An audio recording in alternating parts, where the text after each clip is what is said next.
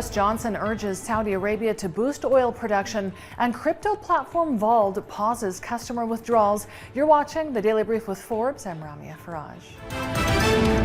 UK Prime Minister Boris Johnson has urged Saudi Arabia to boost oil production, echoing the comments made last week from President Biden.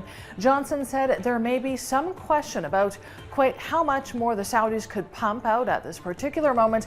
Nonetheless, they need to produce more oil, no question.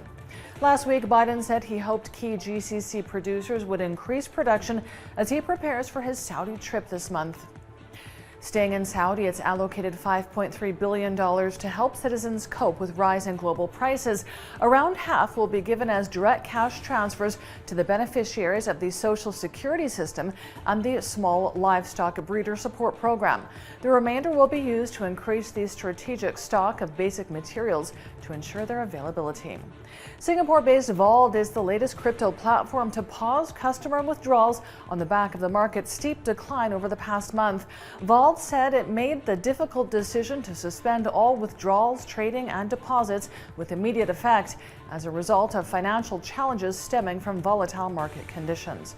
Vauld blames the crypto market's fall on the collapse of Terraform Labs' UST stablecoin, other platforms pausing withdrawals, and Three Arrows Capital defaulting on its loans. Samsung Electronics will likely turn its best April-June profit since 2018 with a 15% year-on-year rise. Operating profit for the world's biggest smartphone and memory chip maker likely jumped to $11.2 billion in the quarter, according to a Refinitiv estimate. Its chip earnings probably soared 49% to $7.9 billion over lingering demand. The chip business accounts for about half of the South Korean tech giant's profits. American big tech firms are expected to continue buying chips to meet expanding demand for cloud services.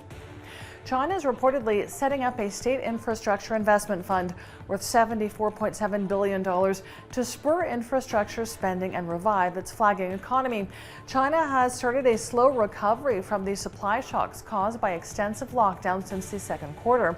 It's still facing headwinds, though, including from a subdued property market, soft consumer spending, and fears of a COVID resurgence.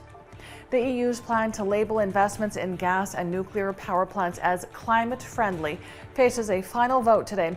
European lawmakers will decide whether to add the two energy sources to its taxonomy, which is a rule book that determines which investments can be marketed in Europe as being sustainable. It's designed to guide private capital towards truly green projects and stamp out greenwashing among the myriad so-called eco-friendly products on the market. World Cup host Qatar doesn't just have its sights set on football, it also hopes to harness its people's gaming skills as it launches into the burgeoning esports sector. An esports federation was created in Qatar late last year. It's also home to Virtuosity, Qatar's first dedicated gaming complex, which was set up in 2019.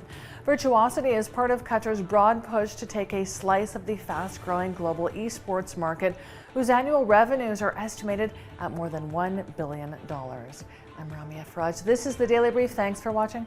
Bye for now.